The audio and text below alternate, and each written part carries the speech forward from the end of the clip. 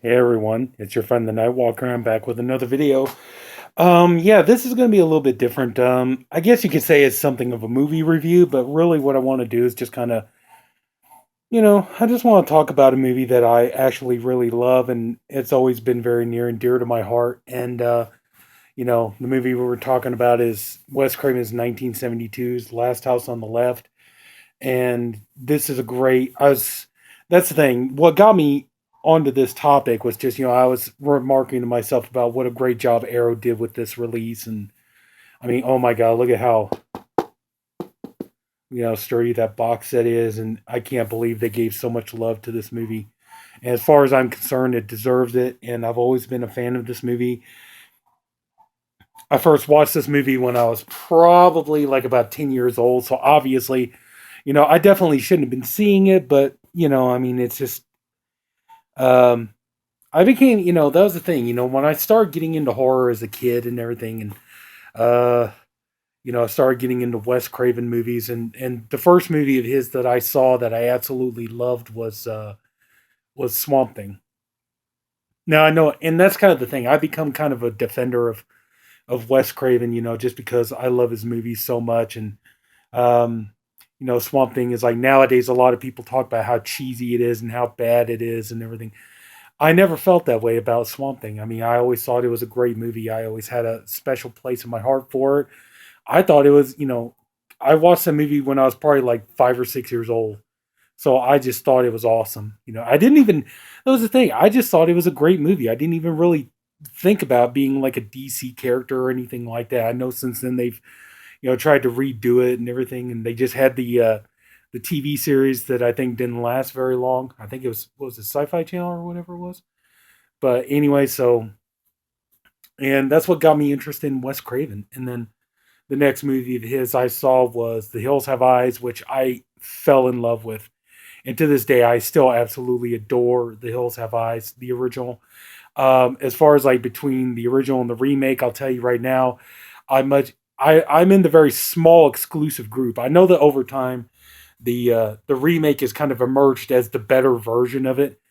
I don't particularly think so. To me, as far as I'm concerned, like the first two acts of the movie is just kind of like Wes Craven's movie done, just not as well. But then the third act is, it's its own thing. So as far as I'm concerned, as far as the remake goes, the third act is the only thing that saves that movie. The first two acts are just kind of meh. But then, I mean, I even did a video, to show you how much of a Wes Craven fan I am. I even did a video for the Body Bags channel where I defended The Hills Have Eyes Part 2.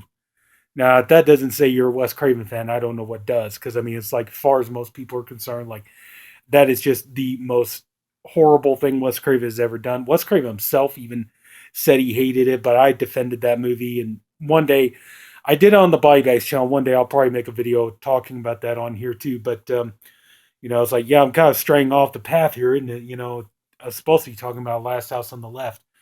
And the thing that really got my attention, what, I was a kid starting to read Fangoria, started getting into horror movies and things like that. And, I kept hearing about this movie. Fangoria talked about it a lot. I kept seeing it pop up in like video magazines and stuff like that. And, and that was the thing. I was a Wes Craven fan, and so I wanted to see it.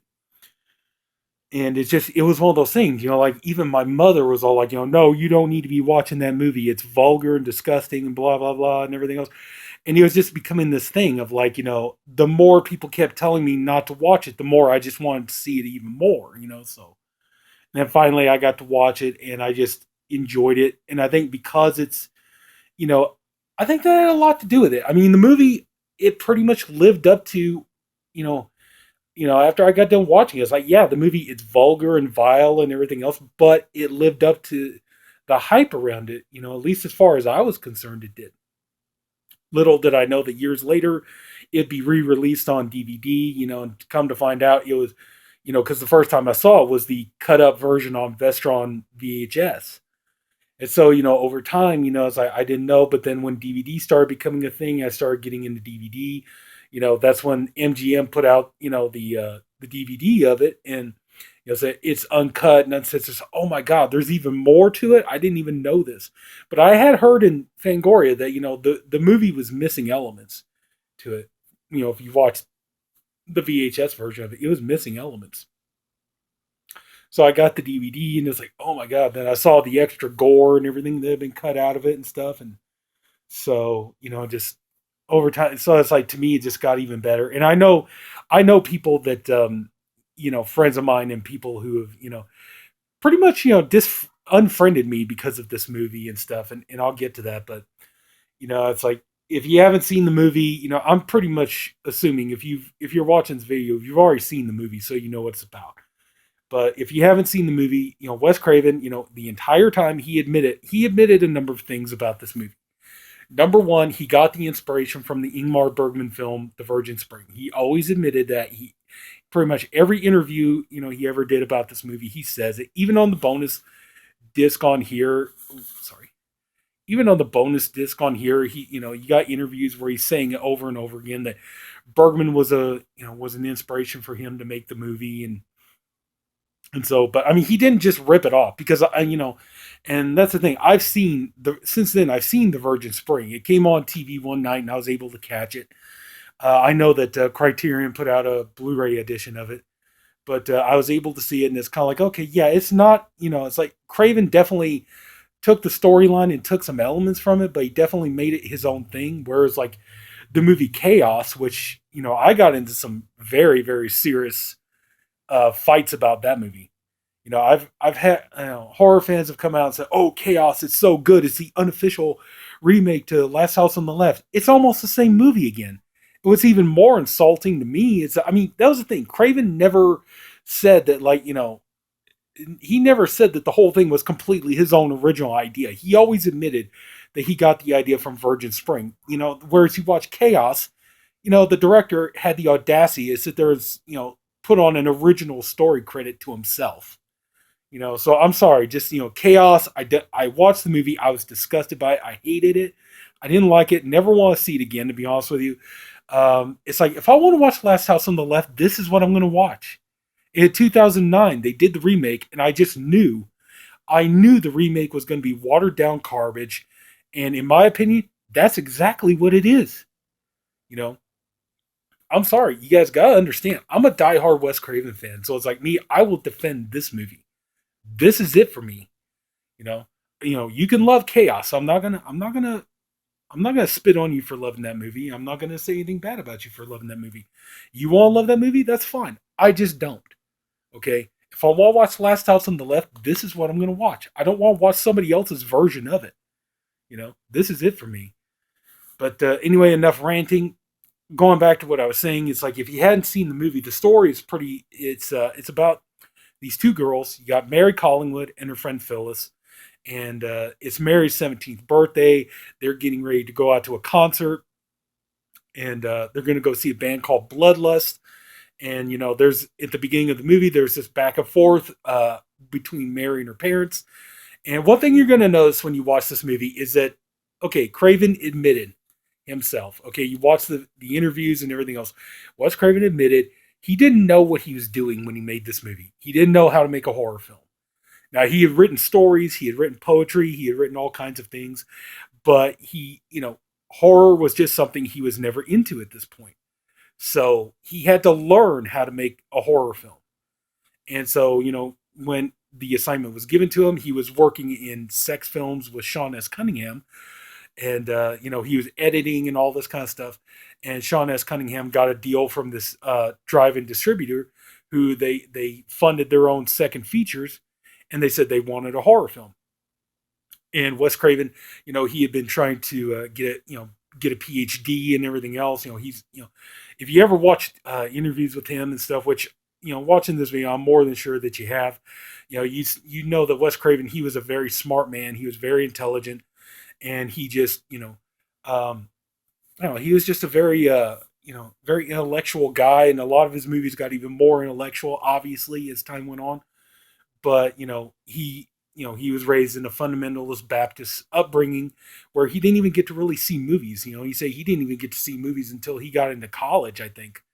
And so, he said like every once in a while he maybe get to see like a Disney movie or something. So he had no clue about horror films, and unfortunately, it is kind of evident in this movie in certain ways. But you know, so Sean S. Cunningham, he got the deal to do the to make the second feature. So he tells Wes Craven, "Hey, you always wanted to write and direct a movie. Here you go. I'll give you this much money, and you go off and write something to make a horror movie, and then we can sell it and make a lot of money." And so Wes Craven kind of like started trying to give himself a crash course into horror films, like what would work as a horror film. And I believe he said, like he would run out and go see stuff like Night of the Living Dead and movies like that, trying to get an idea of what horror movies were like. And they came up with the idea, the inspiration from Virgin Spring, and said, I'm going to do kind of a modern day take on that, but do my own version of it. And so he sat down like in a weekend and wrote out the whole script. And then, he gave the script to them, and then they started printing it out. And then the thing was, he asked Sean S. Cunningham, it's like, well, what do I do? And so Sean S. Cunningham, well, you were raised in a fundamentalist Baptist upbringing. It's like, let all the skeletons out of the closet. That's Craven's own quote. Wow, getting tongue tied here, aren't I? So anyway, so he wrote it out, and what he wrote was supposed to be incredibly explicit, just super explicit. And like a lot of stuff he wrote, they couldn't film it. There was just no way in hell they could film that. It was pornography mixed with blood and gore. I mean, it's like this. From my understanding, it's like I never read the original script that Craven wrote, but from my understanding, it was supposed to be so outrageous that there was no way in hell that was ever going to make a movie. It was supposed to be so vile and everything, and that just that was interesting to me. But so anyway, so they got the money and they started getting the actors and stuff, and um, the biggest standout performance in here, I have to say, goes to David Hess. May he rest in peace. But I mean, as Krug, he was menacing, he was brilliant, he was intimidating. He did a great job. Jeremy Rain right here as Sadie. Fred Lincoln. I'm going to get to him in just a minute. Okay, I got something to say about Fred Lincoln. But anyway, so they made the movie. Well, now the story is about. I keep getting off track, don't I? I'm sorry about this, guys. I know I should stick to the point. So anyway, so Mary and Phyllis, they're gonna go see this band called Bloodlust, and they're out on the town. They go out to this creek and they're drinking. They're talking about what it'd be like. Mary's talking about what she kind of imagines what her first sexual experience would be like and stuff. And so they're just out having fun, getting ready to go to this concert. And in the meanwhile, we find out that these prison escapees, Krug Stillo, his partner Weasel, was it Weasel Podolsky? I think it was. And anyway, so Weasel and Krug, they get busted out of jail by Krug's own son Junior and Sadie. So and they describe Sadie as animal-like. She kicked a dog to death and everything when they were trying to escape. So anyway, so they're holed up in this apartment, and they're talking about like what are they going to do, and they're going to try to make their way for Canada. And it's like Krug is talking about he wants to have sex with Sadie, and Sadie's getting pissed off because she's like, I'm getting tired of and then Weasel's all like, well, I thought she was our woman, and she's like, hey, I'm my own freaking woman and all this kind of stuff. And she's all like, before, I'm not putting it out anymore until we get some more girls in this place and all this kind of stuff.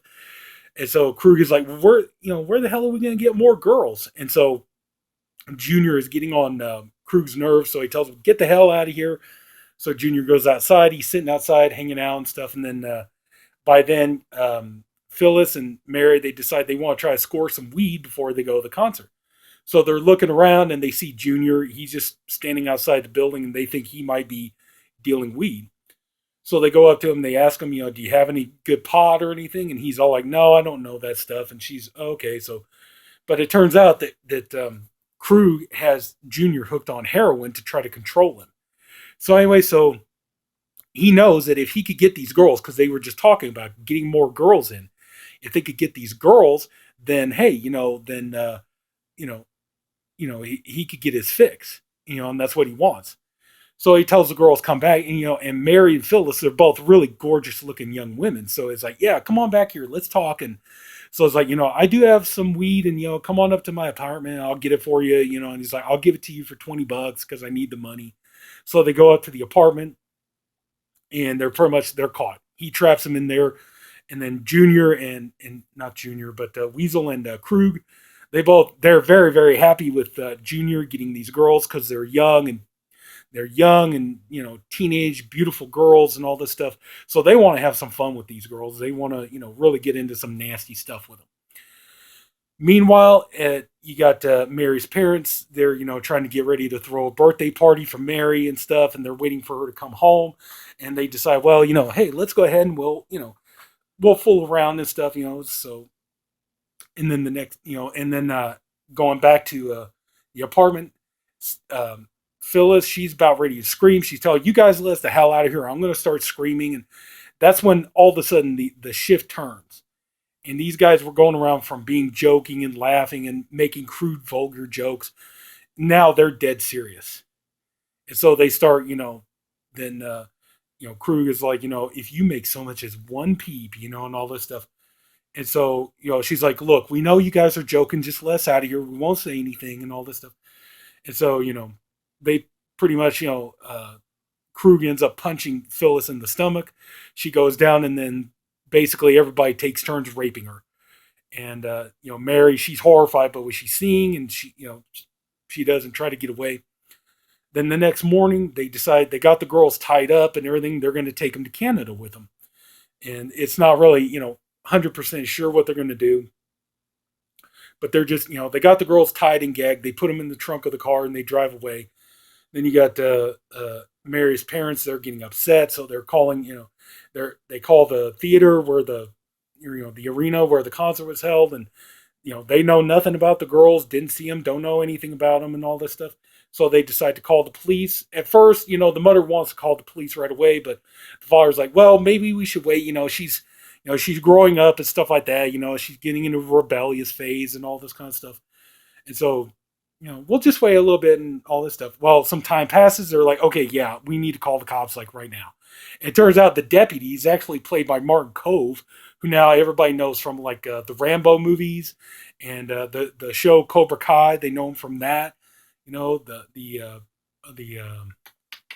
Karate Kid movies and stuff like that.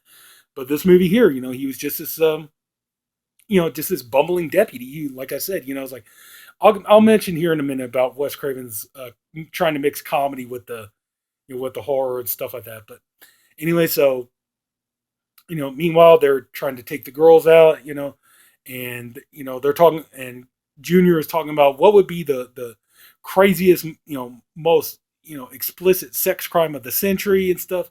Well, their car breaks down, and of all places, it breaks down just a few feet in front of Mary's home. So it's like the suspense is, it's the tension is ramping up, which is good. It's a good way to do it. The cops, they leave. They're all like, okay, we're gonna go and we're gonna look for your daughter. We hear anything, we see anything, we'll let you know. So they're going away, and then so they see the car, but what happens before that is that Krug is getting mad at Junior because Junior can't fix the car, and so he opens up the he opens the trunk of the car.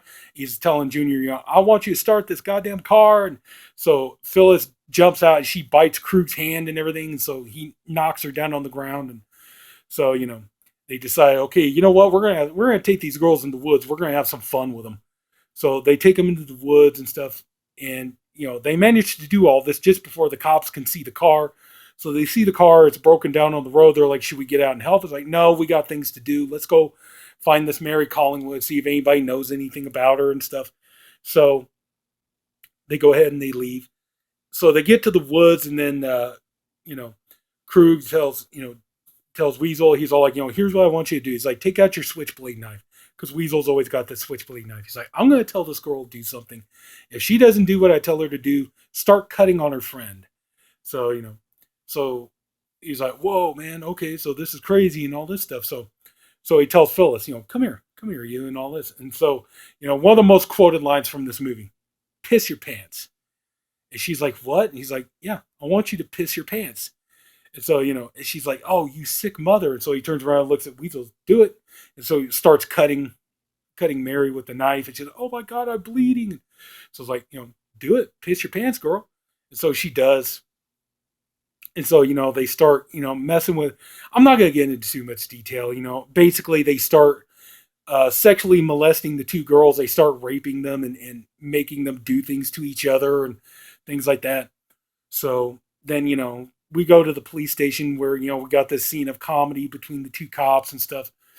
And then we get back to the woods and then everything is done or at least for the moment. And so Krug is saying, I'm going to go to the car, see if I can find something to cut some firewood with. And so Phyllis kind of takes that to mean, okay, we're in some deep shit now. It's like, yeah, we're going to heat things up around here a little bit. So it's like, you can handle things, can't you? It's like, yeah, I can. So anyway, so he leaves. And so Phyllis looks to Weasel and she's like, look, I'm really cold. Can I at least put my clothes back on just till he comes back? He's like, yeah, sure, go ahead. And so, so Sadie and Weasel, they're just kind of kicking back and everything. So Phyllis, she nuzzles up next to Mary. She whispers in her ear that, I'm going to try to, make a run for it. Oh, look, it's getting late. I need to cut this off. I'll be right back with another video. So sorry, I didn't realize it was going to take this long. I'm going to have to do a part two. So hang on. I'll be right back with the next video.